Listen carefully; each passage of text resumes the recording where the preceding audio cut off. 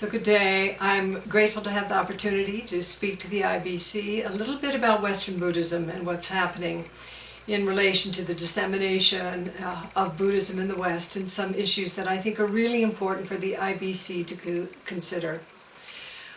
First of all, Buddhism in the West is flourishing. His Holiness the Dalai Lama talks about 10,000 Dharma doors or 84,000 Dharma doors, and we see many forms of Buddhism in the West. In fact, one of the fascinating things that's happening in Europe and in the United States is that practitioners are not only studying and practicing within the context of a particular lineage, but are also receiving teachings across the different schools of Buddhism. I think this is an interesting phenomenon in the West, and maybe is not so common in the East. I think that also another very interesting valence that we're seeing in the West is the secularization of Buddhism. I think that has, every stick has two ends. This has two sides that are important to consider, and that is the divesting of the ethical substrate from secularized Buddhism and the impact of using Buddhist perspectives and techniques without a strong ethical substrate is something that needs to be examined in the conference.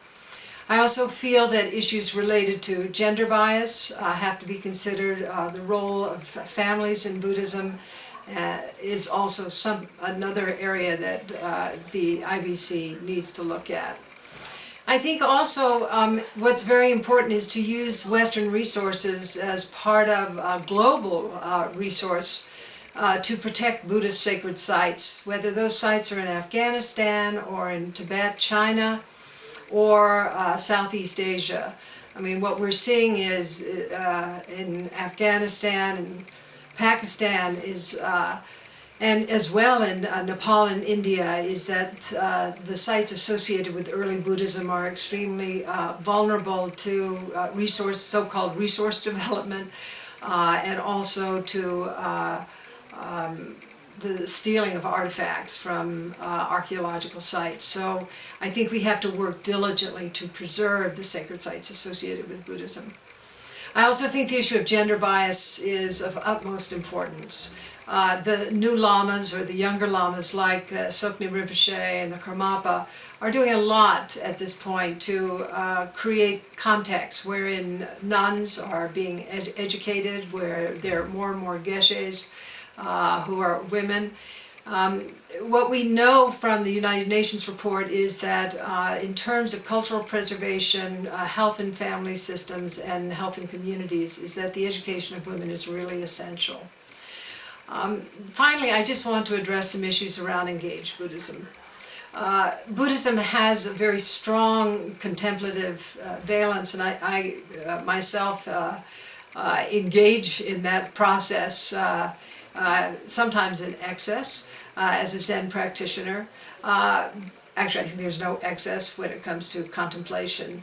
But what is really important at this point is how Buddhism is moving into not only the mainstream, but also into issues that are related to human rights, environmental rights, social equity, protection of women and children, and also protection of the environment. It's really essential that we as Buddhists, protect and preserve our contemplative practices in the different schools of Buddhism. By the same token, each of those schools should have individuals who are profoundly involved with what is called by Sulak Shiva Raksha, Thich Nhat Hanh, myself, Alan Sonoki, Lodi Gyari, engaged Buddhism, a Buddhism that is socially engaged.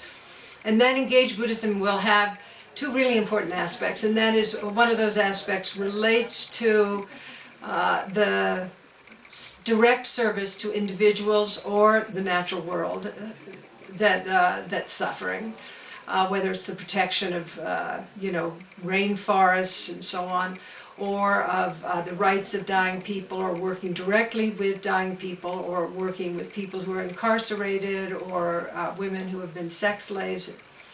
But there's also another aspect of engaged Buddhism, and this has to do with social transformation. How do we actually address issues as Buddhists around structural violence, around those institutions that foment suffering at the personal level, at the social level, and at the level of the natural world. So again, thank you very much for allowing me the opportunity to bring up some of the issues that I think are very important in terms of how Buddhism is developing globally. And I look forward to hearing the outcome from this conference. Thank you.